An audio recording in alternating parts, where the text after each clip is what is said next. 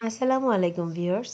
শিক্ষকরা যে সব সময় পড়াবে তাদের যে মন মানসিকতা নেই বা তারা যে আর ৫ জন মানুষের মতো না তা কিন্তু না। এটা আমাদের সিস্টার। যাই হোক আমাদের সকল শিক্ষকরা ছিল। আমরা একটু আনন্দই করছিলাম।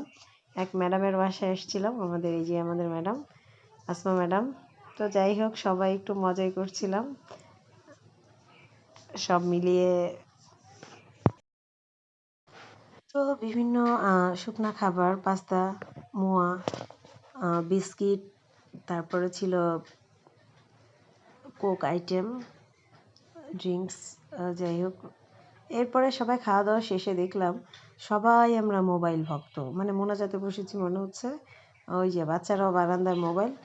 মানে আর কিছু হোক আর না হোক মোবাইল থাকা লাগবেই।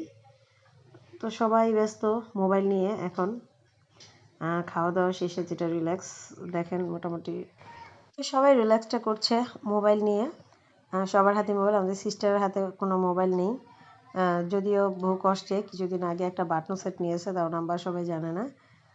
তো আর যাই হোক আমরা সবাই একটু রেস্টে আছি। আমাদের সিনিয়র ম্যাডাম ওনার উনি আমরা আসমা ম্যাডামের বাসায় যাই হোক আমরা কাজের ফাঁকে ফাঁকে আনন্দ করব।